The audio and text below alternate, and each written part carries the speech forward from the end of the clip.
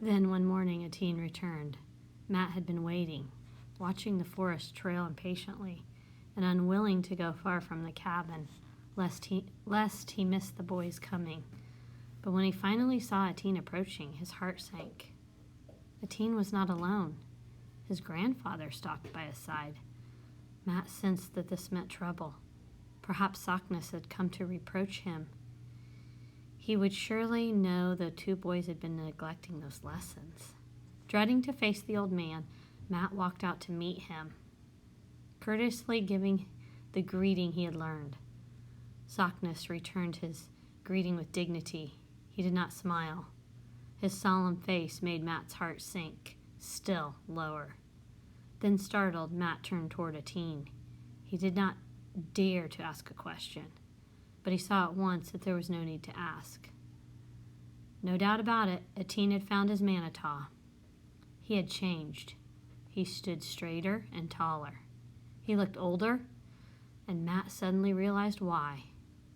The black hair, which had always hung straight down, almost to his shoulders, was shaved away. His scalp, like his grandfather's, was bare, except for a single patch running back from his forehead and braided into a top knot fastened with a red string, like the fresh bear grease that glistened on his skin. Pride glistened all over him. Moreover, he carried a gleaming new rifle. "You got a gun!" Matt cried, politeness forgotten. "My grandfather traded many beaver skin," a teen answered. Though he had in these days become a man, he had not learned altogether to hide his feelings. He did not say more. He waited now for his grandfather to speak. The old man's face was grave, but he did not ask about the lessons. "Time of sun get shorter," he said, "like footsteps of bird. Soon ice on water." "I know it's October," Matt said. "Maybe November."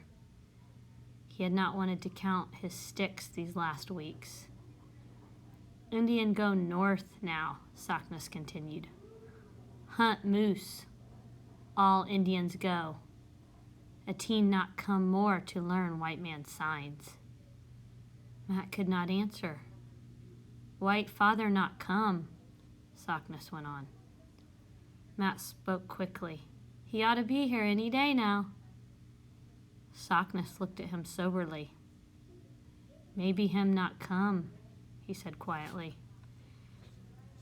Anger flared up in Matt.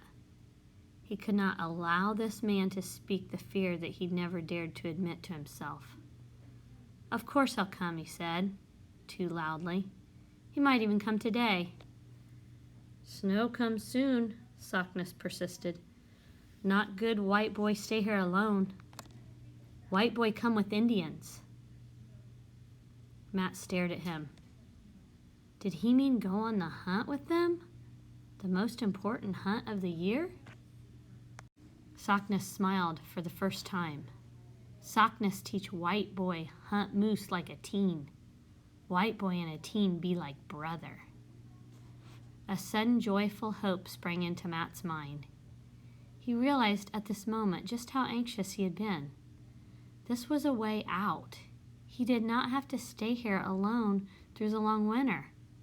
Then as swiftly as it had come, the new hope died away.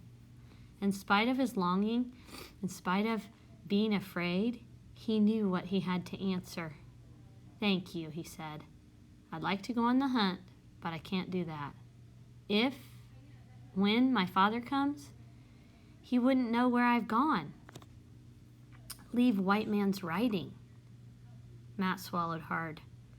"Something might happen to the cabin. He's trusting me to take care of it." "Maybe him not come," Sockness said again, not smiling now. "He'll be here soon," Matt insisted. He was ashamed that his voice broke in the middle of the word.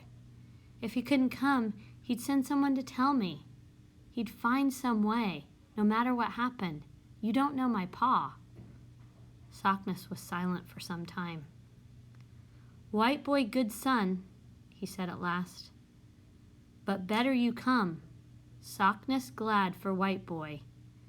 Be Quinnis." Matt could only keep shaking his head. The man's words had brought a great lump in his throat. "Thank you," he managed. "You've been very good to me, but I have to stay here." Without another word, Sockness held out his hand. Matt put his own hand into that bony grasp. Then the two Indians turned and went away. Atine had not even said goodbye. There would be no lesson that morning, no story, no tramping in the forest or fishing. Not this morning or any other morning. Close to panic, Matt wanted to run after them. He wanted to tell them he changed his mind, that he would go with them anywhere rather than stay here alone with the winter coming on. But he set his jaw tight and stood where he was. After a few minutes, he reached for his axe and fell to splitting logs with fury. He couldn't keep from thinking, however. Was he being foolish and stubborn? Wasn't going with them the wisest thing he could have done? Wouldn't his father have understood? He remembered hearing that many white men, and white women too, who had been captured by the Indians, had lived many years in the wilderness, did not return to the white world when they had a chance, but had chosen instead to live with the Indians. He had never understood that, but now he could see very well how it might happen. He no longer distrusted them. He knew that Atine and his grandfather would be kind, that even the grandmother would make him welcome, and that they would share with him whatever they had, no matter how little. He had found friendship and goodwill in their cabin. He had envied Atine his free, unhampered life in the forest,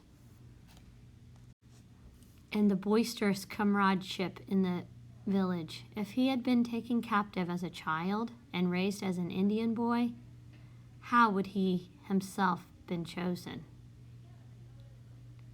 It wouldn't be the same to make the choice deliberately. He was proud that they had wanted him to live with them, but he knew that he could never really be proud, as Atine was proud of being a hunter. He belonged to his own people. He was bound to his family, as Atine was bound to his grandfather. The thought that he might never see his mother again was sharper than hunger or loneliness. This was the land his father had cleared to make a home for them all. It was his land, too. He could not run away. He was troubled that Atine had walked away without a word of farewell. Had he been offended? Had he really wanted Matt to go with them, to be a brother? Or was he only obeying his grandfather, as he had had to do about the lessons? It was so hard to tell what Atine was thinking. Atine had become a hunter. He had a gun. He would not have time now to wander through the forest and listen to stories. He would not have to bother any longer with the white boy who would never really be a mighty hunter. But surely Atine could have held out his hand, as his grandfather had done,